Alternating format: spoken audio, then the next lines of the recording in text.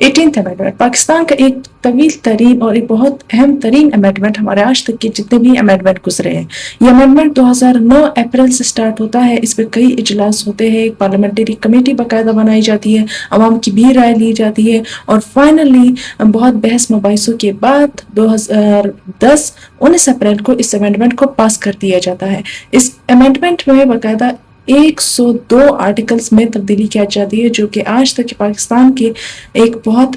طویل ترین امینڈمنٹس میں سے شمار کیا جاتا ہے. اسی وجہ سے 18th امینڈمنٹ کو 18th امینڈمنٹ میں آگے بڑھنے سے پہلے ایک شارٹ امینڈمنٹ کا ایک ڈیفینیشن بتاتے چلے کہ امینڈمنٹ جو ہے وہ درستگی کو کہتے ہیں. ہمارا جو کانسٹیٹیوشن ہوتا ہے اس میں جب بعد میں کچھ چینجز لانے ہوتے ہیں, کچھ نئی چیزوں کو ایڈ کرنا ہوتا ہے, تو اس کے لیے کیا کیا جاتا ہے, ایک امینڈمنٹ لایا جاتا ہے. تو پاکستان میں آج تک 27 امینڈمنٹس ہوئے ہیں, جس میں 18th امینڈمنٹ 2010 میں ہوا تھا. مطلب کہ یہ 18ویں دفعہ ایک امینڈمنٹ ہوا تھا ہمارے کانسٹیٹیوشن آف پاکستان میں 1973 کے. اس کانسٹیٹیوشن کا مقصد تھا, ہمارے سب سے جو بنیادی مقصد تھا اس کا, وہ ہمارے کانسٹیٹیوشن میں ہمارے سیاسی ڈھانچے کو مکمل واضح کر دینا, جو کہ پہلے 2 ڈکٹیٹرشپس جیسے کہ گزری تھی 1973 کے بعد ضیاء کی اور پھر اس کے بعد مشرف کی, تو اس کی وجہ سے جو انہوں نے پریزیڈینشل ٹچ دے دیا تھا ہمارے کانسٹیٹیوشن کو, اس سے ہمارے کانسٹیٹیوشن کو بالکل صاف کرنا تھا ہمارے کانسٹیٹیوشن کو, کیونکہ ہم ایک پارلیمنٹری فارم آف گورنمنٹ پہ ہی, ہمارا آبجیکٹو ریزولوشن میں بھی یہی لکھا ہے, تو ہمیں اسے پارلیمنٹری فارم آف گورنمنٹ میں واپس سے تبدیل کرنا تھا. اسی وجہ سے یہ امینڈمنٹ ہوا. دوسری اس کی اہم ترین وجہ تھی ہمارے اس سے پہلے 2010 سے پہلے بہت سارے طویل ایک قصہ چلتا آ رہا تھا پروویژنل اسٹرگلس کا, کہ ہماری پروونسز کہتی تھی کہ ہمیں رائٹ صحیح سے نہیں دیے جا رہے ہیں. ہمیں فیڈرل ایک سسٹم کا مطلب یہ ہوتا ہے کہ پاور کلیئر 50-50% شیئر ہوگی پروونسز اور فیڈرل کے درمیان. تو ہمارے جو اندر ہمارے علاقے کے اندر جو پاورز ہے وہ ہماری کیوں اتنی محدود ہے, ہمارے فیڈرل کی کیوں اتنی زیادہ مداخلت ہے ہمارے اندر. تو اسی وجہ سے ہم دیکھتے ہیں کہ 1970 اس میں جو ہمارے سے بنگلہ دیش چلا جاتا ہے, تو وہ بھی اسی رونق کے ساتھ ہی چلا جاتا ہے. تو اس وجہ سے کہ پاکستان کہتا ہے کہ اب ہم اپنے اور پروونسز کو نہ کھودوں, تو یہ امینڈمنٹ لانا بہت ضروری ہوتا ہے. ہمارے پروونسز کو ان کے لافل رائٹس دینا, ان کی پروویژنل آٹونومی, ان کی خود مختاری کو ریسٹور کروانا. اس کے علاوہ اس میں اور بھی بہت سارے ڈفرینٹ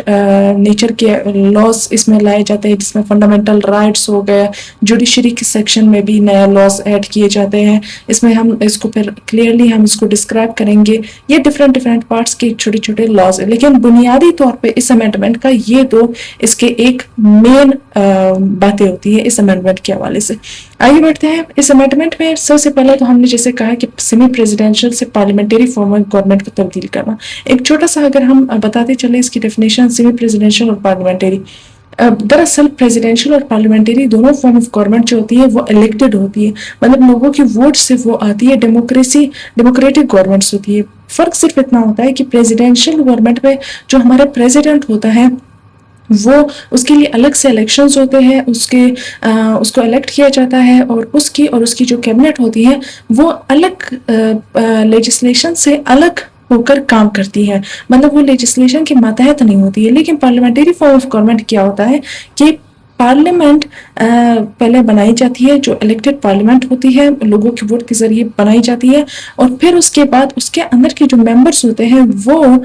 ووٹس کرتے ہیں پرائم منسٹر کو چننے کے لیے. تو پرائم منسٹر جب وہ چنتے ہیں اس کے بعد پرائم منسٹر بھی ممبر بن جاتا ہے ہمارے لیجسلیشن کا. تو ہمارا جو پرائم منسٹر ہوتا ہے وہ ایگزیکٹو ایک ہیڈ آف دا ایگزیکٹو بھی ہوتا ہے, گورنمنٹ بھی ہوتا ہے, ایگزیکٹو کا ہیڈ بھی ہوتا ہے, اور دوسری طرف ہمارا جو لیجسلیشن ہوتا ہے اس کے اندر بھی ایز اے ممبر کی طرح ریپرزینٹ کرتا ہے, اور ڈپینڈنٹ ہوتا ہے ہمارے پارلیمنٹ میں. مطلب کل کو اس کو نو کانفیڈنس ووٹ جو واپس سے پارلیمنٹ کے جتنے ممبرس ہوں گے وہ ایک منعقد کریں گے, اس کے تحت اس کو ہٹایا بھی جا سکتا ہے. تو وہ ڈپینڈ ہوتا ہے ہمارے پارلیمنٹ پہ. لیکن دوسری طرف پریزیڈنٹ جو ہوتا ہے وہ پارلیمنٹ کا ایک ماتحت نہیں ہوتا ہے, وہ سائڈ بائی سائڈ وہ اپنا کام چلا رہا ہوتا ہے. اس کو الگ سے الیکٹ کیا جاتا ہے, اور اس کو اس کا پہلے تو فکس ٹرم ہوتا ہے 4 سال کا جیسے امریکہ میں ہوتا ہے, اور اس کو اگر ہٹانا بھی ہو تو مطلب کہ اس کے لیے پھر ایک لانگ پروسیجر امپیچمنٹ पार्लियामेंट का चाहिए होता है उसी के तहत आप उसको हटा सकते हैं, नो कॉन्फिडेंस के वोट के तहत नहीं उसको हटाया जाता। तो ये इसमें दो फर्क आ जाता है। बस यहाँ पे प्रेसिडेंट जो होता है वो खुद मुख्तार होता है, और पार्लियामेंट्री फॉर्म ऑफ गवर्नमेंट जो हमारा पीएम जिसके पास सारे इख्तियारात होते हैं, प्रेसिडेंट सिर्फ as a symbolic head of the state होता है, वो जो पीएम होता है वो मातहत होता है पार्लियामेंट का। लेकिन प्रेसिडेंशियल फॉर्म ऑफ गवर्नमेंट में प्रेसिडेंट को ही सारे रियल इख्तियारात दी जाते हैं, और प्रेसिडेंट जो होता है वो लेजिस्लेशन से हट कर अपना काम चला रहा होता है। ये इसमें फ़र्क होता है। पाकिस्तान के हवाले से हमारे ऑब्जेक्टिव रेजोल्यूशन में ये बात कही गई थी, Pakistan parliamentary form of government में चलेगा। तो पाकिस्तान इसी वजह से एक तरफ हम ये कह रहे थे कि parliamentary form of government Pakistan, लेकिन 2010 से पहले दो डिक्टेटर्स के आने के बाद, ज़िया के, मुशर्रफ के आने के बाद, उन्होंने अपने कॉन्स्टिट्यूशन में 8th अमेंडमेंट और 17th अमेंडमेंट के ज़रिए अपने ही मुताबिक जो उनको प्रेसिडेंट एज इख्तियारात चाहिए थे, जो उनको अपने मुल्क को चलाने के लिए, वो उन्होंने अपने से उसमें लाए। तो इसी वजह से ही फिर ये 18th अमेंडमेंट बहुत ज़रूरी थी इन सब चीज़ों को क्लियरिफाई करने के लिए, प्रेसिडेंशियल टच जो है हमारे कॉन्स्टिट्यूशन में, इसको मुकम्मल तौर पर रिमूव करने के लिए। तो इसी से ही हमारा जो आर्टिकल 58(2)B होता है, जो सब क्लॉज बी होता है, ये ऐड किया जाता है ज़िया-उल हक के दौर में। इससे पहले हमारा कॉन्स्टिट्यूशन ये कहता है 58(2) में कि आप प्रेसिडेंट सिर्फ तभी नेशनल असेंबली को डिसॉल्व कर सकता है अगर नो कॉन्फिडेंस वोट पास हो जाए, मतलब पार्लियामेंट के मेंबर्स खुद एक वोट्स दे और प्राइम मिनिस्टर को हटाने के लिए। इससे पहले वो हटाया नहीं जा सकता है। तो फिर ज़िया ये ऐड करता है एक सब क्लॉज बी इसके अंदर कि अगर प्राइम मिनिस्टर अपने काम सही सर अंजाम नहीं दे रहा है तो प्रेसिडेंट के पास ये इख्तियार है कि वो उसकी तख्ता उलट सकता है। तो इसी से ही फिर हम आगे बढ़ते हैं कि हम देखते हैं कि उसने अपने दौर में ही एक प्राइम मिनिस्टर को इस तरह हटा दिया था, और फिर उसके बाद बेनज़ीर का दौर आता है, बेनज़ीर को भी इसी तरीके से उसके 2 टर्म्स को इसी तरीके से उससे हटा दिया जाता है, प्रेसिडेंट उसको हटाता है। फिर उसके बाद हम देखते हैं कि नवाज शरीफ के साथ भी उसके बाद एक बार ऐसा होता है, और नवाज शरीफ अपने दूसरे टर्म में आकर पहली चीज़ जो कंसोलिडेट करता है वो ये कि अपने जो ये 13th अमेंडमेंट के ज़रिए इस जो सब क्लॉज बी होता है इसको हटा देता है कि नहीं, प्रेसिडेंट के पास ये इख्तियार नहीं है। तो इसी से ही फिर हम आगे देखते हैं कि मतलब कि वो अपने आप को प्रोटेक्ट करना चाहता है, लेकिन फिर भी हम देखते हैं कि मुशर्रफ आता है और उसको हटा देता है, डिक्टेटरशिप ले आता है। फिर हम देखते हैं कि मुशर्रफ जो होता है वो वापस से डिक्टेटर से हटकर, हमने एक रिवायत की हमारे जितने भी 4 डिक्टेटर्स गुजरे कि उन्होंने अपने आप को लीगल एक कोड देने के लिए वो डायरेक्ट अपने डिक्टेटर से हटकर अपने आप को प्रेसिडेंट का कोड दे देते थे। तो इसी तरीके से वो क्या करते हैं, 17th अमेंडमेंट के जरिए वापस से जब वो प्रेसिडेंट बनते हैं तो वो article B sub clause B वापस से ऐड करते कि नहीं, प्रेसिडेंट को ये हक है कि वो अगर प्राइम मिनिस्टर सही काम नहीं कर रहा है तो वो उसको हटा सकता है। तो इसी से ही फिर हम देखते हैं कि 18th अमेंडमेंट के ज़रिए इस सब क्लॉज को वापस से हटा दिया था, और जो कि आज 2026 तक हम देखते हैं कि ये क्लॉज अब नहीं है, और अब मतलब कि आप किसी अमेंडमेंट के ज़रिए इसे ला सकते हो, वरना इसको अब नहीं लाया जा सकता। इसके अलावा 48 हमने जैसे देखा कि प्रेसिडेंट को इख्तियारात को कम करना था, उसको सिर्फ symbolic head of the state बनाता है, जिसका एक पार्लियामेंटरी फॉर्म ऑफ गवर्नमेंट का जो कि एक उसूल होता है। तो आर्टिकल 48, 41 से लेकर 49 तक जैसे प्रेसिडेंट के इख्तियारात सब सारा कुछ प्रेसिडेंट के बारे में मेंशन होता है हमारे कॉन्स्टिट्यूशन पाकिस्तान में। तो 48 में एक उसूल कायम कर दिया जाता है कि प्रेसिडेंट जितने भी जो उसकी ड्यूटीज़ होगी वो प्राइम मिनिस्टर की एडवाइस के तहत वो उन ड्यूटीज़ को सर अंजाम देगा। अब प्रेसिडेंट की क्या ड्यूटीज़ होती है ये आगे चल के हम इस आर्टिकल्स में बयान करते हैं, लेकिन यहाँ तक ये समझने की एक चीज़ है कि आर्टिकल 48 में ये रूल मेंशन कर दिया जाता है कि प्रेसिडेंट मातहत है प्राइम मिनिस्टर के एडवाइस का, और ये एडवाइस बाइंडिंग होगी। इसके अलावा जो कुछ एक्सेप्टेड डिस्क्रिशनरी पावर जो प्रेसिडेंट को दी जाती है उसमें सबसे पहले ये कि जो प्रेसिडेंट है वो एक बार जो उस प्राइम मिनिस्टर की तरफ से जो उसे एडवाइस आएगी प्राइम मिनिस्टर और उसकी कैबिनेट की तरफ से, तो प्रेसिडेंट एक बार उसे ये कर सकता है कि उसे भेज सकता है उस एडवाइस को कि आप इस पर गौर व फिक्र करें। प्राइम मिनिस्टर को बोल सकता है कि इसमें ये चेंजेस मुझे लगता है कि होने चाहिए, तो वो भी सिर्फ एक बार कर सकते। फिर अगर प्राइम मिनिस्टर और उसकी कैबिनेट अगर वो समझे कि हाँ करना चाहिए तो फिर वो चेंजेस भी ला सकते हैं, और अगर वो ना करे तो वो किसी चीज़ के मातहत भी नहीं है, वो नहीं कर सकते हैं। और वो वापस से जब वो एडवाइस वो करेंगे कि भाई इस तरीके से अब ये एडवाइस है हमारा और इसको आप अभी फॉलो करें, तो प्रेसिडेंट फिर उसको वापस से क्वेश्चन नहीं कर सकता है। प्रेसिडेंट को बस फिर उसको उस पर अमल करना होगा। तो ये एक चीज़ आर्टिकल 48 सब क्लॉज 1 में ये चीज़ ऐड कर दी जाती है। इसके अलावा सेटिंग द इलेक्शन, अगर जैसे कि हम देखते हैं कि हर 5 साल बाद हमारी असेंबली जो होगी वो डिसॉल्व होगी और नए इलेक्शंस होंगे, या नो कॉन्फिडेंस वोट के तहत अगर प्राइम मिनिस्टर को हटा दिया जाए, इस तरीके से अगर कुछ हो जाए तो president being head of the state उसका ये काम होता है कि आर्टिकल 48 सब क्लॉज 5A के मुताबिक वो अब नए इलेक्शंस की डेट रखेगा और ये डेट विद इन 90 डेज होगी। ये जो हम आपको बता रहे हैं जितने भी हमने मेंशन किए आर्टिकल्स, ये वो सारे थे जो इससे पहले ये बातें नहीं थी। अब ये बातें जो हम कह रहे हैं ये नई बातें थी जो अमेंडमेंट के जरिए ऐड की गई। इसके अलावा अपॉइंटिंग केयर टेकर गवर्नमेंट, अब जैसे कि 19 डेज के दरमियान जो हमारा वो नहीं होगा, मतलब कि एक गवर्नमेंट नहीं होगी, तो इसके दरमियान एक केयर टेकर, एक आर्जी गवर्नमेंट को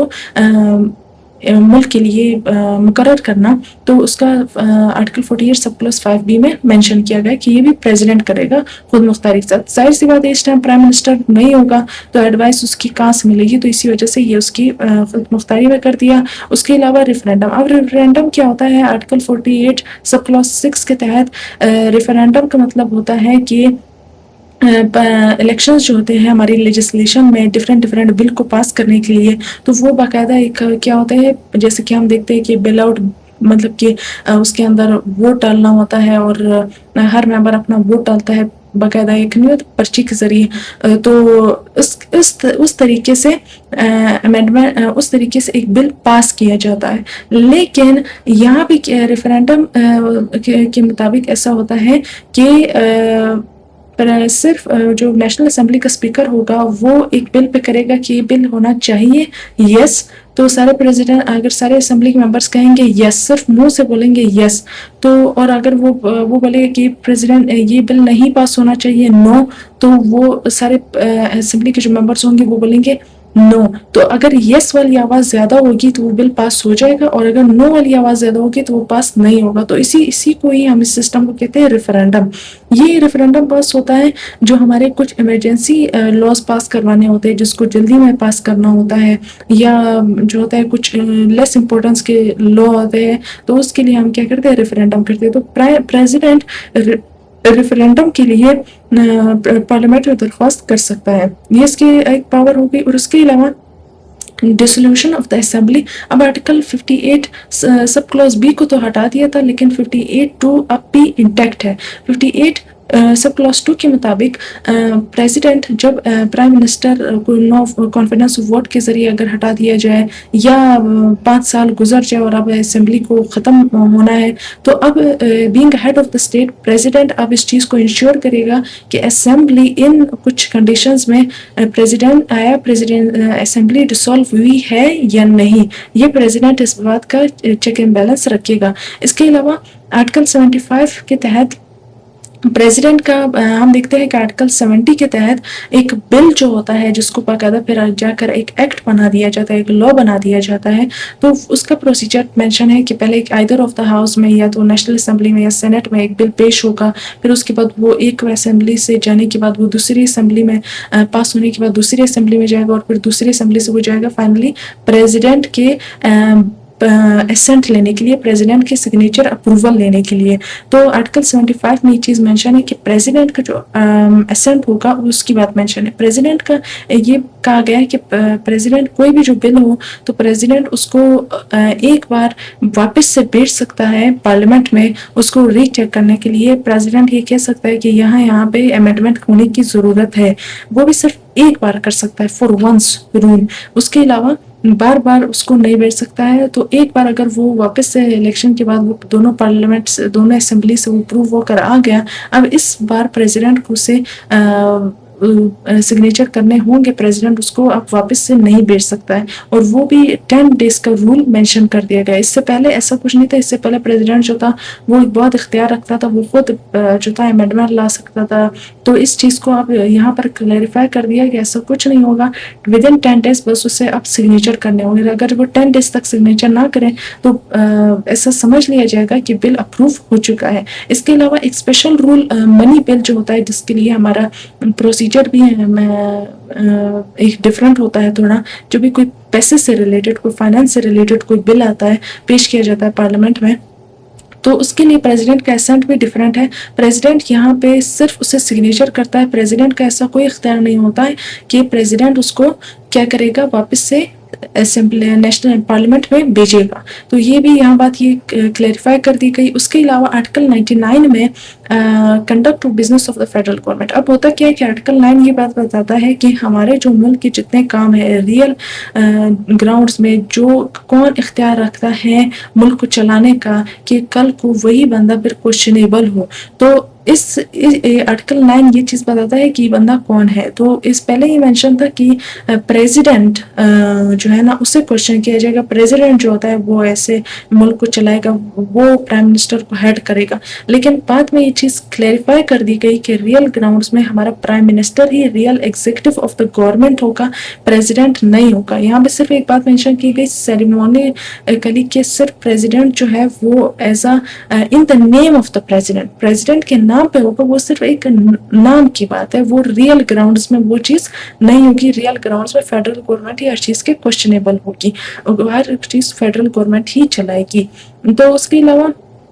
in place of the president the federal government, یہ چیز جیسے کہ ہم نے یہاں مینشن کر دی. اس کے علاوہ appointment of the chief election commissioner, article 213 کے مطابق یہاں ہمارے جیسے کہ بہت سارے جو ہمارے کنٹری کے ڈفرینٹ شعبوں کے جو ہیڈ ہوتے ہیں, ان کو اپوائنٹ کرنے کا جو اختیار ہوتا ہے وہ پریزیڈنٹ کے پاس ہوتا ہے. پریزیڈنٹ صرف ان کو اپوائنٹ کرتا ہے اس سے پرائم منسٹر کی ایڈوائس کے مطابق, بائنڈنگ ایڈوائس. پرائم منسٹر جو کہتے کہ آپ یہ کرے وہ کرے, اب اس کو اپوائنٹ کرے اس کو اپوائنٹ نہیں کرے, تو پریزیڈنٹ کو اس ایڈوائس کو لینا ہوگا.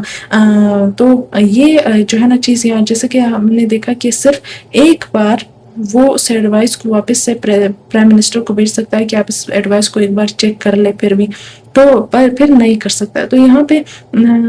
ہمارا جو الیکشن کمشنر کا جو چیف ہوگا اسے پریزیڈنٹ, پہلے یہ کہا گیا تھا کہ پریزیڈنٹ جو ہے نا اپنے ڈسکریشن مطلب کہ اپنی خود مختاری سے خود اپوائنٹ کر سکتا ہے جو بھی اسے اچھا لگے 213 میں. لیکن بعد میں یہ چیز کہی گئی تھی کہ نہیں, ہمارا جو پریزیڈنٹ جو ہمارا جو چیف الیکشن کمشنر ہوگا جو ہمارے الیکشن منعقد کرے گا, وہ اسے جوائنٹ پرائم منسٹر اور head of the opposition parties کے جو ہیڈ ہوں گے وہ جوائنٹلی ایک ریکمنڈیشن دیں گے پارلیمنٹری کمیٹی کو کچھ نام کے, کہ اس نام کو آپ چیف الیکشن کمشنر کے لیے ہم چنتے ہیں. اور اگر پرائم منسٹر اور ہیڈ آف دا گورنمنٹ اگر کچھ ناموں پہ اتفاق رائے نہیں کر رہے ہو تو پرائم منسٹر الگ سے اور head of the opposition parties الگ سے کچھ نام چن کر اس میں پارلیمنٹ میں پیش کریں گے, پارلیمنٹری کمیٹی میں. تو اس طریقے سے بات. اور لاسٹ میں پھر جو ہے نا پریزیڈنٹ جو ہے کہ وہ اپنا صرف ایک سگنیچر ایک اسینٹ دے گا ان ناموں پر پارلیمنٹری کمیٹی سے اپروو ہونے کے بعد. تو اس طریقے سے پھر سسٹم 213 میں لایا گیا. اس کے بعد the appointment of the chairman, ہم نے جیسے دیکھا کہ ہیڈ آف دا جتنے بھی جو ہمارے ڈفرینٹ شعبوں کے ہیڈس ہوتے ہیں ان کو اپوائنٹ کرتا ہے president with the discretion of prime minister. تو اسی طریقے سے جو ہمارا چیئرمین FPSC کا فیڈرل پبلک سروس کمیشن کا آرٹیکل 242 میں اس کے اپوائنٹمنٹ کا ذکر آیا ہے کہ وہ پریزیڈنٹ, پہلے کیا ہوتا تھا کہ پریزیڈنٹ خود اسے چنتا تھا اپنی مرضی کے مطابق, لیکن اب یہ چیز سب کلاس 1A میں 242 کے پیش کی گئی کہ نہیں, اب प्रेसिडेंट जो है ना वो प्राइम मिनिस्टर की एडवाइस, बाइंडिंग एडवाइस के मुताबिक इस बंदे को चुनेगा इस पोजीशन के लिए। उसके अलावा यही चीज़ प्रोविजनल लेवल पर भी आर्टिकल इसी 242 के सब क्लॉज 1B में मेंशन की गई। जैसे कि हमारा फेडरल लेवल पे FPSC होता है, प्रोविजनल लेवल पे BPSC होता है। तो BPSC का भी जो चेयरमैन होगा वो भी जैसे कि हमारा फेडरल लेवल पर प्रेसिडेंट और प्राइम मिनिस्टर होते हैं, इसी तरह हमारा प्रोविजनल लेवल पर गवर्नर और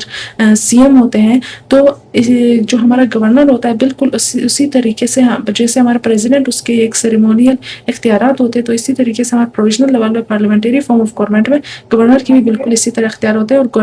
गवर्नर भी इसी तरीके से जो प्रोविजनल लेवल पे जो हेड ऑफ द डिफरेंट शोबों के होंगे वो अपॉइंट करता है। तो उसी में बात पेश यही कही गई कि वो CM की एडवाइस के मुताबिक वो उसके लिए BPSC का जो चेयरमैन होगा उसको अपॉइंट करेंगे।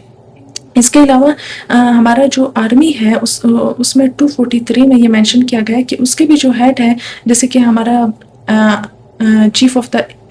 आर्मी, नेवल, एयर और आर्मी, ये 3 फोर्सेस को जो ऊपर से जो हेड करता है इन तीनों को कलेक्टिवली उसके लिए एक पोजीशन बनाई गई थी, chairman joint chief of staff committee. ये चेयरमैन ये जो है ये बंदा होता था, ये इन तीनों को हेड करता था कलेक्टिवली। तो फिर इसको जो है ना 27th अमेंडमेंट के जरिए CDF में तब्दील कर दिया गया, चीफ ऑफ डिफेंस फोर्सेस। तो ये अब उस टाइम मतलब कि 18th अमेंडमेंट के बाद ये जो फिर उसके बाद 27th अमेंडमेंट के बाद ये चीफ ऑफ डिफेंस फोर्सेस इस पोजीशन को भी जो इसके लिए बंदा चूज किया जाएगा वो भी प्रेसिडेंट करेगा, लेकिन with the advice of the prime minister. और इसी तरीके से हमारा जो आर्मी, नेवी और एयर के जो चीफ्स होंगे उसको भी प्रेसिडेंट करेगा, but with the advice of the prime minister. तो ये 243 में ये चीज़ मेंशन की गई। और उसके अलावा जैसे हमने यहाँ लिखा है, और फिर उसके बाद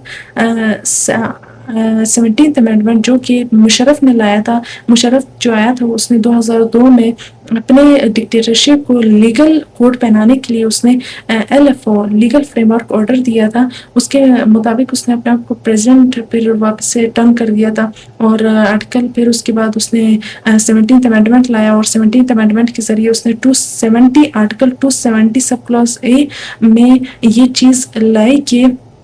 ये जो LFO है इसको यहाँ पे ऐड किया। तो इसको 270 को मुकम्मल तौर पर ख़त्म कर दिया गया इस आर्टिकल को कॉन्स्टिट्यूशन से, मतलब कि LFO लीगल फ्रेमवर्क ऑर्डर इसको ख़त्म कर दिया गया। और इसको ये कहा गया कि ये लीगल नहीं था, ये उस टाइम जो मुशर्रफ था उसने अपनी मर्जी के तहत किया था, इलीगल था ये। और सब्जेक्ट टू आर्टिकल 264, जैसे 264 में जो है एक प्रिंसिपल मेंशन किया जाता है कि जो हमारा एक लॉ होगा जिस टाइम में उसे ख़त्म कर दिया जाएगा। जैसे कि 2010 में 270A इस लीगल फ्रेमवर्क ऑर्डर को ख़त्म किया गया। तो इससे पहले जैसे कि ये 2002 में आया था, तो इसके दरमियान में इस लॉ के मुताबिक जितने भी फैसले हुए थे वो इलीगल हम उसको करार नहीं देंगे, उसको हम कोर्ट ऑफ लॉ में हम उसको चैलेंज नहीं करेंगे। इस टाइम पीरियड के दौरान जितने भी फैसले हुए वो इसके मुताबिक बिल्कुल सही थे। अब इसके बाद ऑनवर्ड्स 2010 के बाद अब ये लॉ, इसके लॉ की कोई वक़्त नहीं रही, अब इस लॉ को मेंशन नहीं किया जाएगा। तो ये 264 में ये प्रिंसिपल मेंशन है, तो इसी वजह से मैंने लिखा है कि सब्जेक्ट टू आर्टिकल 264।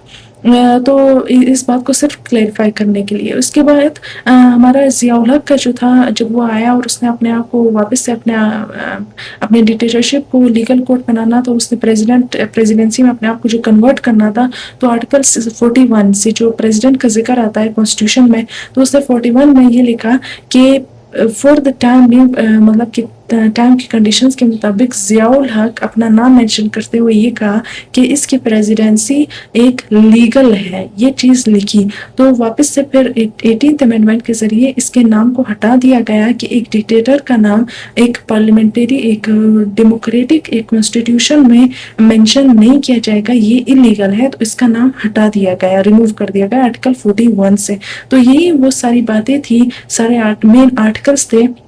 जिसका हम कहते हैं कि जो हमारा मुकम्मल एक हमारे मुल्क को पार्लियामेंट्री फॉर्म ऑफ गवर्नमेंट में तब्दील किया गया। जो 2 डिक्टेटर्स के आने के बाद जो एक प्रेसिडेंशियल टच दिया गया था उससे, और मेन जो जिन आर्टिकल्स में ये टच दिया गया था उन आर्टिकल्स को हमने यहाँ मेंशन किया, उन आर्टिकल्स को वापस से चेंज कर दिया गया था پارلیمنٹری فارم آف گورنمنٹ کو ریسٹور کرنے کے لیے. اور اس کے علاوہ بہت سے ایسے آرٹیکلس جیسے کہ ہم نے کہا کہ 2 آرٹیکلس میں چینجز لائے گئے تھے. تو ہم یہاں پہ سارے آرٹیکلس تو مینشن نہیں کریں گے کیونکہ یہاں پہ کچھ ایسے آرٹیکلز ہیں جو صرف گرامیٹیکلی اس کو ایڈٹ کیے گئے ہیں جس کے ریئل گراؤنڈس میں کوئی ڈفرینس نہیں آتا ہے. تو ہم جیسے کہ فار ایگزامپل 270 میں جیسے کہ LFO اس کو نل اینڈ وائڈ قرار دیا, تو اگر کسی اور آرٹیکل میں بھی اگر LFO کا کوئی ذکر آیا ہو یا کوئی ایسا ٹرمینالوجی اس کے نام کوئی گزرا ہو تو اس آرٹیکل سے بھی اس کو ایسے کٹ کر دیا گیا, تو وہاں صرف ایک ٹرمینالوجی ڈفرینس, تو وہ ایک گرامیٹیکل یا کسی آرٹیکل میں کوئی کوما کوئی سیمی کولن یہ ڈال دیا ہو تو وہ صرف ریٹن ورژن میں ایک ڈفرینس ہے, اس کا ریئل گراؤنڈس میں کوئی ڈفرینس نہیں ہے, تو ہم نے اس کو یہاں مینشن نہیں کیا گیا. یہاں جو مین جو باتیں جو ریئل گراؤنڈس میں جس نے چینجز لائے جن آرٹیکلس نے, ہم نے ان سارے آرٹیکلس کو یہاں پہ مینشن کیا گیا ہے. آگے بڑھتے ہیں. ہم نے ایک دوسرا مین قدم دیکھا کہ ہمارے کانسٹیٹیوشن کو جو ایک بہت پہلے سینٹرلائزڈ تھا اس میں پروویژنل آٹونومی کو ریسٹور کیا گیا. تو یہ کیسے کیا گیا اب ہم اس کو ڈسکس کریں گے. پہلا جو ہمارے پاس 6 اسکیجولس ہے جس میں جو 4th کانسٹیٹیوشن کے اندر جس میں 4th اسکیجول جو ہے وہ یہ بات کرتا ہے جتنے بھی ہمارے کنٹری کے جو پاورز ہیں جس میں ہمارے آ گئی ریلوے آ گئی, ہمارے فورن افیئرز آ گئی, ہمارا کمیونیکیشن آ گئی, ایجوکیشن, مطلب کہ بہت سارے مطلب جتنے بھی میٹرز ہماری کنٹری کے وہ سارے 4th اسکیجول میں ان سب کو مینشن کیا گیا ہے.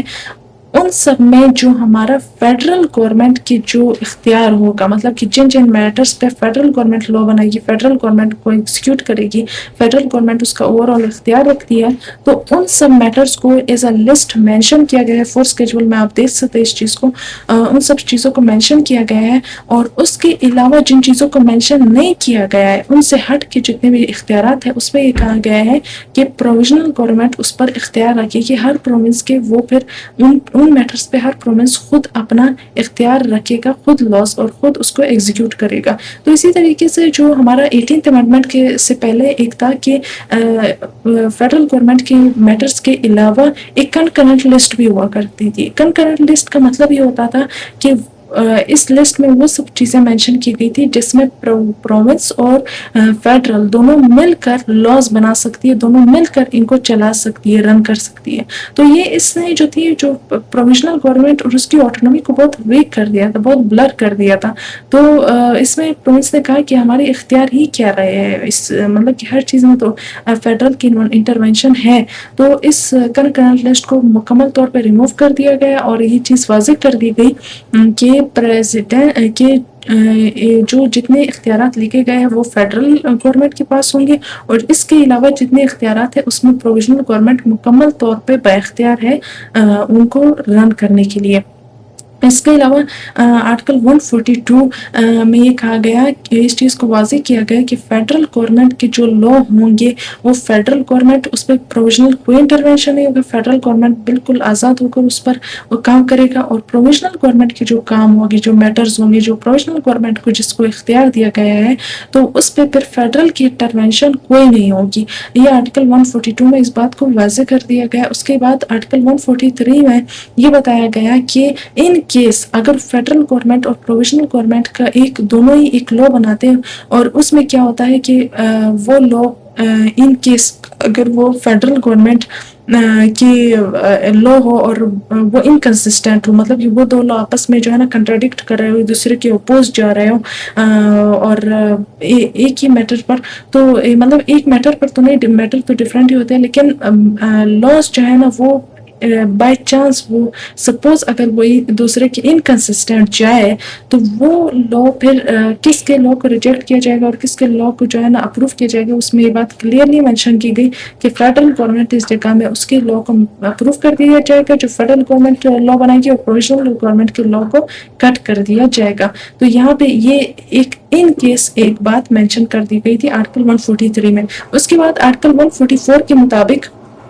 اگر یہ بات مینشن کی گئی کہ اگر پروویژنل گورنمنٹ خود چاہے کہ ہمیں فیڈرل گورنمنٹ کی اپنی کسی مخصوص لا میں انٹرونشن چاہیے، دخل اندازی چاہیے کہ فیڈرل گورنمنٹ آئے اور ہمیں اس پہ سپروائز کرے، تو آرٹیکل 144 میں یہ بات مینشن کی گئی کہ پروویژنل گورنمنٹ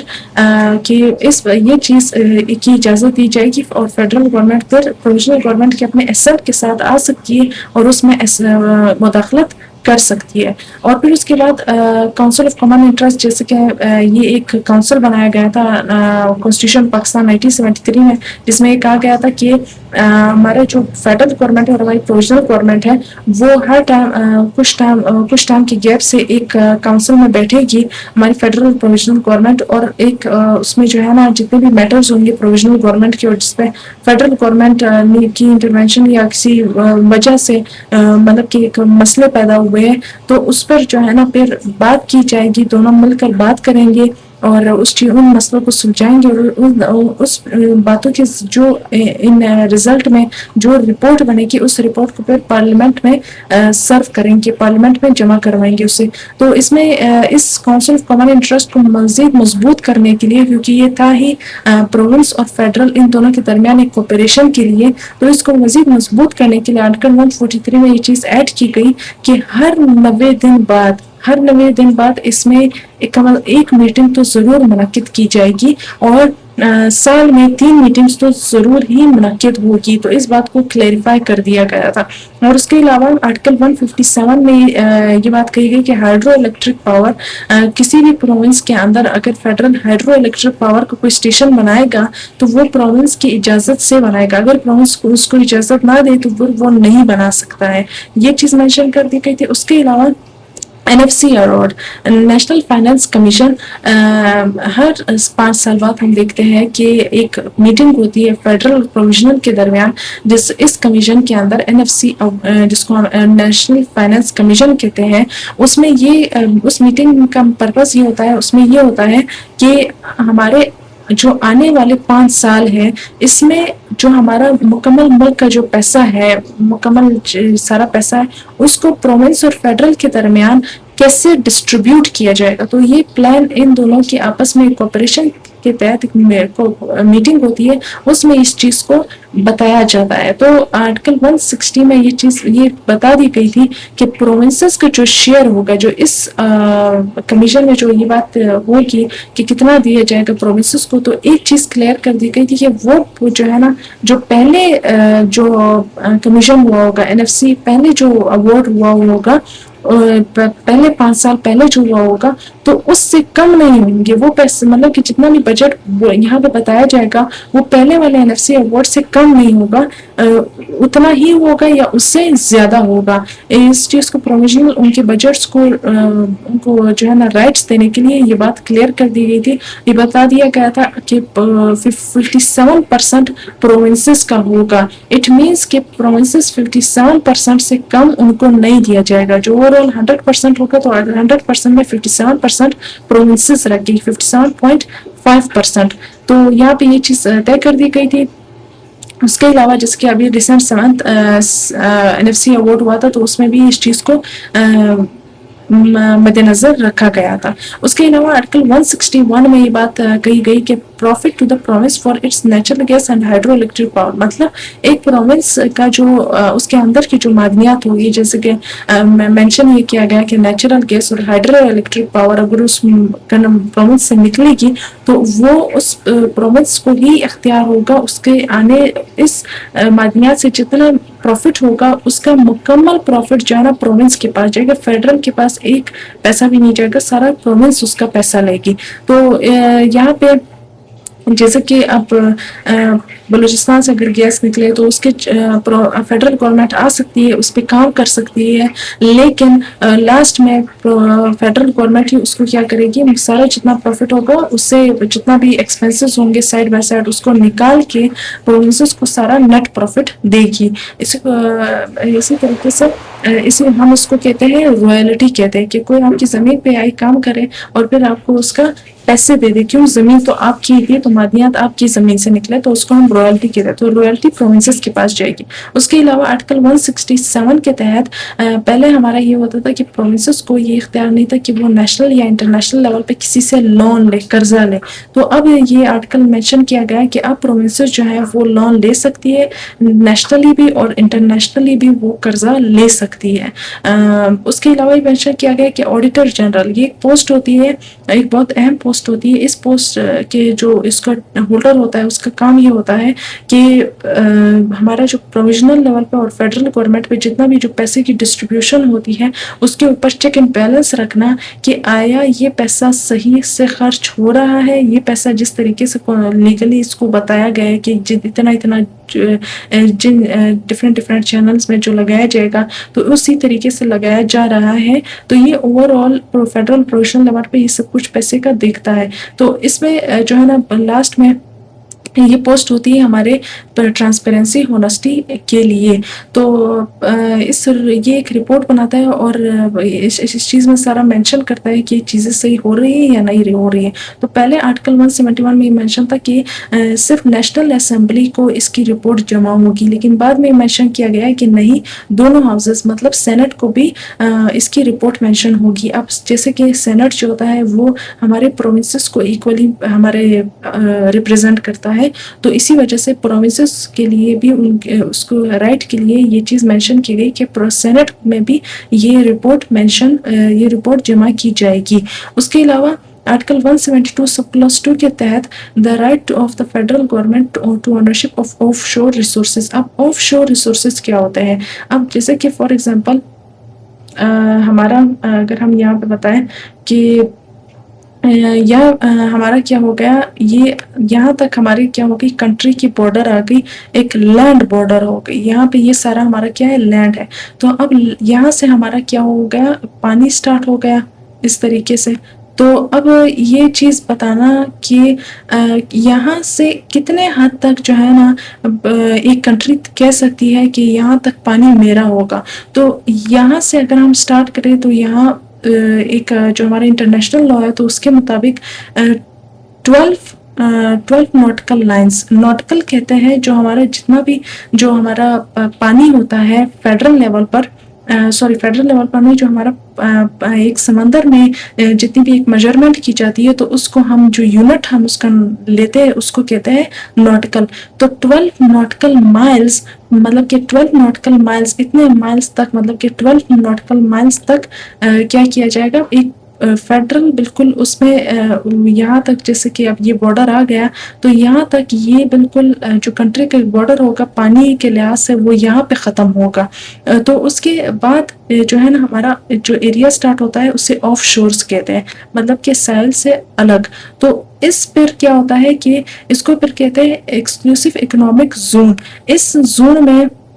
डायरेक्ट एक कंट्री तो नहीं कर सकती है कि मेरा एरिया है, लेकिन उस एरिया के अंदर जो पानी के अंदर जो एक मादियात वगैरह निकलेगी तो प्रोविंस उसको ये क्लेम कर सकती है कि एक कंट्री उस पर ये क्लेम कर सकती है कि वो मेरे होंगे। तो ये हमारे इंटरनेशनल लॉ के मुताबिक ये बात तय की गई है। तो यहाँ पे इस आर्टिकल में ये चीज़ मेंशन की गई कि आर्टिकल 172 सब क्लॉज 2 में कि यहाँ पे जितनी भी मादनियात निकलेगी उसका कंप्लीट ऑनर कौन होगा, फेडरल गवर्नमेंट होगी। फेडरल गवर्नमेंट उसके इख्तियार भी रखेगी और उससे जितना भी प्रॉफिट निकलेगा वो भी फेडरल गवर्नमेंट के पास जाएगा। उसके अलावा the right to ownership over resources shared equally, article 172 sub clause 3 में ये चीज़ वाज़ेह कर दी गई कि हमारे जो प्रोविजन के अंदर भी जितने रिसोर्सेज निकलेंगे उसका अगर हम उसकी बात करें, ओनरशिप की बात करें तो ओनरशिप 50-50% प्रोविंस और फेडरल की होगी। प्रॉफिट्स नहीं, ओनरशिप। ओनरशिप से मुराद ये होता है कि दोनों जो है ना उस रिसोर्स पर बात कर सकते हैं, उस रिसोर्स को कैसे यूटिलाइज करना है उस पर बात कर सकते हैं, लेकिन दोनों इक्वली बात कर सकते हैं। फेडरल गवर्नमेंट को भी उतना ही इख्तियार है जितना प्रोविजनल गवर्नमेंट को, लेकिन जो भी मतलब कि इनके आपस में शेयर्ड जो एक हल निकलेगा रिसोर्सेज को इस्तेमाल करने के लिए, उसमें जितना भी फिर प्रॉफिट आएगा वो प्रॉफिट पर सिर्फ आग प्रोविंसेस का होगा, फेडरल का नहीं होगा। तो इसी कुछ चीज़ को वाज़ेह करते चले, ये वो सारे आर्टिकल्स थे जिसमें प्रोविजनल ऑटोनॉमी को रिस्टोर किया गया, जो पहले नहीं थी और बाद में उसको रिस्टोर किया गया। इसके अलावा जो हमने कहा था कि जो मिसलेनियस नेचर के डिफरेंट लॉज थे उस पर भी बात की गई। तो یہاں پہ ہم چلے اس پر بات کریں تو change in the name of the province. Article 1 میں ہمارے پروونسز کے جو نام ہیں ان پر چینج لایا گیا. پہلے ٹرمینالوجیز کا ایک ڈفرینس تھا کہ ہمارا جو بلوچستان تھا اس کو ہم کہتے تھے اس پہ کانسٹیٹیوشن کے آرٹیکل 1 میں جو بات کرتا ہے کہ پاکستان کی ٹیریٹریز کی کہ پاکستان اور بلوچستان سندھ خیبر پختونخوا یہ سارے پاکستان کی ٹیریٹریز ہے. تو اس میں جو بلوچستان لکھا گیا تھا تو وہ LU لکھا گیا تھا. تو بلوچستان والوں نے کہا کہ یہ U نہیں ہے یہ O ہے, تو یہاں پہ اس کو چینج کیا گیا اور اس کو بلوچستان کر دیا گیا. اس کے علاوہ سندھ میں بالکل اسی طرح ہوا, پہلے H نہیں تھا پھر اس کے بعد H ڈالا گیا کہ یہ کریکٹ اسپیلنگ ہے. اس کے علاوہ NWFP جو خیبر پختونخوا کا ایک ہسٹوریکل نیم تھا نارتھ ویسٹ فرونٹیئر پروونسز, اس کو تبدیل کر دیا گیا خیبر پختونخوا کے بتانے کے لیے کہ پختون لوگوں کا یہ ایک پروونس ہے خیبر پختونخوا. اس کے علاوہ آرٹیکل 6 میں جو ہائی ٹریزن جو ملک سے غداری کی جو ڈیفینیشن ہے جس میں لکھی گئی ہے اس میں بتایا گیا, اس کو مزید کلیریفائی کیا گیا کہ کوئی بھی بندہ جو کانسٹیٹیوشن کے ساتھ چھیڑ چھاڑی کرے گا ان لافلی تو اس کو بھی کیا کیا جائے گا, غداری میں شمار کیا جائے گا. اور اسی سے ہی ہم مشرف کو دیکھتے ہیں کہ اس پہ غداری کا مقدمہ ہوتا ہے اس کے بعد, اور اس پہ یہ بھی کلیئرفائی کر دیا جاتا ہے کہ اس کی پھر سزا جو ہوگی وہ موت کی سزا ہوگی. تو اس کے بعد فنڈامنٹل رائٹس میں بھی اس میں کچھ جو ہمارے ایگزسٹنگ فنڈامنٹل رائٹس ہوتے ہیں اس میں کچھ نئے رائٹس لائے جاتے ہیں, جس میں right to fair trial article 10A کے تحت. اب جیسے کہ 10 ہے پھر آرٹیکل 10 ہے پھر آرٹیکل 11 ہے, تو اگر کوئی نیا آرٹیکل آپ بالکل انسرٹ کر رہے ہو بالکل شروع سے ہی تو اس میں کیا کیا جائے گا کہ 10 کے بعد جیسے کہ آرٹیکل 10 ہے فنڈامنٹل رائٹس, یہاں پہ آرٹیکل 8 سے 28 تک ہے, تو اس کے درمیان میں ایک نیا آرٹیکل جو ڈالا جائے گا وہ پھر ایسے ہوگا جیسے 10 ہے اور پھر 11 ہے, تو 10A یہ پھر ایک نیا آرٹیکل ہو جائے گا. تو اس 10A کے مطابق فیئر ٹرائل مطلب ایک بندے کو ان لافلی قید نہیں کیا جائے گا, اس بندے کو جو ہے نا اگر اس کو ٹرائل میں لایا جائے تو اس کے ساتھ باقاعدہ لیگل صحیح سلوک کیا جائے گا. تو اس اور اسی آرٹیکل کے تحت یہ لکھا گیا ہے کہ 24 گھنٹے کے اندر اگر کوئی پولیس کسی کو اریسٹ کرتی ہے تو اسے 24 گھنٹے کے اندر ہی نیئر میجسٹریٹ کے پاس اس کو پیش کیا جائے گا. اس کے بعد اگر پولیس اس کو اپنے پاس رکھے گی تو وہ انلیگل ہوگا. اس کے بعد رائٹ ٹو ایسوسیشن آرٹیکل 17 کے تحت ایسوسیشن کا مطلب یہ کہ ایک بندہ اور بندوں کے ساتھ مل کر ایک پولیٹیکل پارٹی بنا سکتا ہے یا کسی ایگزسٹنگ پولیٹیکل پارٹی کا ممبر بن سکتا ہے, سپورٹر بن سکتا ہے. تو اس میں یہ چیز مینشن کر دی گئی کہ بالکل یہ بندے کا رائٹ ہے یہ چیز کرنے کا. اس سے پہلے پولیٹیکل پارٹیز میں بہت ریسٹرکشن ہوا کرتی تھی, تو اس آرٹیکل کے تحت اس کو مینشن کر دیا گیا کہ نہیں آپ بالکل اس کو کر سکتے ہیں, لیکن کچھ لمٹس بھی مینشن کی گئی, جیسے کہ ایک پارٹی ہے اس کا سورس آف فنڈنگ کہاں سے آ رہی ہے, اس کو فنڈنگ کہاں سے مل رہی ہے اپنی پارٹی کو سٹیبل کرنے کے لیے. تو یہاں پہ یہ چیز مینشن کر دی گئی کہ یہ چیز اس کو فیڈرل گورنمنٹ کو بتانا ہوگی. اور اس کے علاوہ اگر وہ اس کو فیڈرل گورنمنٹ اگر اس کو بین کر دے اس پولیٹیکل پارٹی کو تو ودن 15 days وہ جو ہے نا اس کو ڈائریکٹ کورٹ آف لا میں اس کو چیلنج کرے گی جو بھی پارٹی ہوگی, اس کے زیادہ ٹائم نہیں لینا ہوگا. اس کے علاوہ آرٹیکل 19A ایک نیا آرٹیکل مینشن ڈالا گیا جس کے تحت رائٹ ٹو انفارمیشن سے مراد کہ جتنے بھی ہمارے پروویژنل لیول پہ فیڈرل لیول پہ جتنے بھی جو گورنمنٹ آفیشیل دستاویزات ہوتے ہیں اس پہ اگر ایک بار وہ فائنل ہو جائے مطلب وہ پاس ہو جائے تو وہ پبلک کے سامنے اس کو کیا جائے گا, لایا جائے گا, اسے ڈفرینٹ سورسز سے اسے پبلک کر دیا جائے گا اور پبلک کو بھی اختیار ہوگا اس کو پڑھنے اس کو دیکھنے کا. جیسے کہ ابھی 18th امینڈمنٹ تھی, اب ہم نے بھی اس کو ڈائریکٹ جو نیشنل اسمبلی میں جو اس کا پورا جو ایک رپورٹ تھی جو مینشن کی گئی تھی اور پھر اس کے بعد اسی کو ہی پاس کیا گیا, تو ہم نے اسی سے ہی یہ سارا امینڈمنٹ پڑھا اسی ڈائریکٹ اس رپورٹ سے, اور پھر اس کے بعد ہم نے آپ کے سامنے جیسے ہم بول رہے ہیں. تو یہ رائٹ ٹو انفارمیشن آرٹیکل 19 کے تحت right to free and compulsory education, یہ بہت ایک ریولوشنری اسٹیپ تھا. آرٹیکل 25A ایک نیا آرٹیکل انسرٹ کیا گیا, اس کے مطابق ایک 5 سال سے لے کر 16 سال تک کی عمر تک کے بچے جو ہیں ان کو فری اور کمپلسری ضروری طور پہ ان کو ایجوکیشن دی جائے گی. یہ آرٹیکل ایک مینشن کیا گیا ایک اسٹیٹ ڈیوٹی کے تحت. اس کے علاوہ جوڈیشری میں نئے آرٹیکلز آئے جس میں پہلا آرٹیکل تھا 175A، جس کے ہم دیکھتے ہیں کہ جوڈیشری 7 پارٹ میں مینشن ہے اور 175 سے اس کا ذکر سٹارٹ ہوتا ہے. تو 175 ایک نیا آرٹیکل ڈالا گیا جس میں جوڈیشل کمیشن. اب یہ جوڈیشل کمیشن یہ ایک نیا کمیشن بنایا گیا. اس کمیشن کا کام یہ ہے کہ ججز کو اپوائنٹ کرنا. اب ججز تو فائنل پہلے کیا ہوتا ہے کہ ججز کے کچھ نام ہوتے ہیں جس کو جوڈیشل کمیشن کیا کرے گی، ریکمینڈ کرے گی پارلیمنٹری کمیٹی کو، اور پھر پارلیمنٹری کمیٹی فردر اس کو اپروو کرے گی اور پھر اس کے بعد پریزیڈنٹ کے پاس فائنل اسینٹ کے لیے وہ جائے گی، فائنل سگنیچر کے لیے. تو یہاں پہ یہ جوڈیشل کمیشن بنایا گیا کہ یہ کمیشن نام ریکمینڈ کرے گا پارلیمنٹری کمیٹی کو. اس کے علاوہ اسٹیبلشمنٹ آف اسلام آباد ہائی کورٹ. اس سے پہلے مشرف کے دور میں اسلام آباد ہائی کورٹ اس طریقے سے کوئی سسٹم نہیں تھا پہلے شروع سے ہی. تو مشرف کے دور میں ایک چھوٹا سا کورٹ بنا دیا گیا تھا اسلام آباد کے لیے بھی، لیکن پھر سے کانسٹیٹیوشن کیا 18th امینڈمنٹ کے ذریعے باقاعدہ ایک پراپر ہائی کورٹ بنایا گیا جو کہ اسلام آباد ٹیریٹری کے لیے ہوگا. جیسے کہ ہر ٹیریٹری جو ہر پروونس اس کا اپنا ایک کورٹ ہے، تو اسلام آباد کیپٹل ٹیریٹری کے لیے بھی اپنا ایک ہائی کورٹ آرٹیکل 198A کے تحت بنایا گیا. اس کے علاوہ political rights of FATA federally administered tribal areas, جو آپ کے 25th امینڈمنٹ سے اس کو فاٹا کو ختم کر دیا گیا اور اس کے جتنے بھی علاقے تھے اس کو مرچ کر دیا گیا خیبر پختونخوا میں. اس سے پہلے کیا ہوا کرتا تھا 18th امینڈمنٹ میں کہ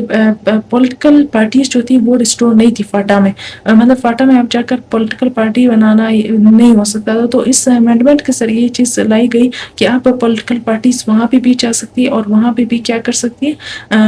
مطلب کہ اپنی ایک پولیٹیکل پارٹی بنا سکتی ہے، لوگوں سے ووٹ اکٹھا کر سکتی ہے. اور یہ چیز مینشن کی گئی کہ فاٹا کے لیے بھی 12 سیٹس ہماری نیشنل اسمبلی میں ہوگی. پہلے اس کی تعداد کچھ تھی، پھر اس کے بعد 12 اس میں ڈالنے کے بعد 342 کر دیا گیا نیشنل اسمبلی کے سیٹس کو. اس کے علاوہ سیٹ آف دا سینٹ اسی طرح جیسے نیشنل اسمبلی کی سیٹ کو ڈفرینٹ کر نمبر کو ڈفرینٹ کیا گیا فاٹا کی وجہ سے، تو فاٹا کی 8 سیٹس سینٹ میں بھی ڈالی گئی جس کو 104 کر دیا گیا. لیکن جیسے کہ آج ہم دیکھتے ہیں ڈفرینٹ امینڈمنٹ کے ذریعے اب اس کو چینج کر دیا گیا، اور جو آج کی جو اس کی تعداد ہے وہ ہے نیشنل اسمبلی کی 336 اور سینٹ کی ہمارے 96 تعداد ہے. تو اسی طریقے سے مطلب کہ اب جو ہے نا فاٹا مرچ کر دیا گیا ہے خیبر پختونخوا کی وجہ سے، اسی وجہ سے جو ہماری تعداد ہے وہ بھی کم ہو چکی ہے. تو یہی تھا اوور آل جتنا بھی ہمارا 18th امینڈمنٹ میں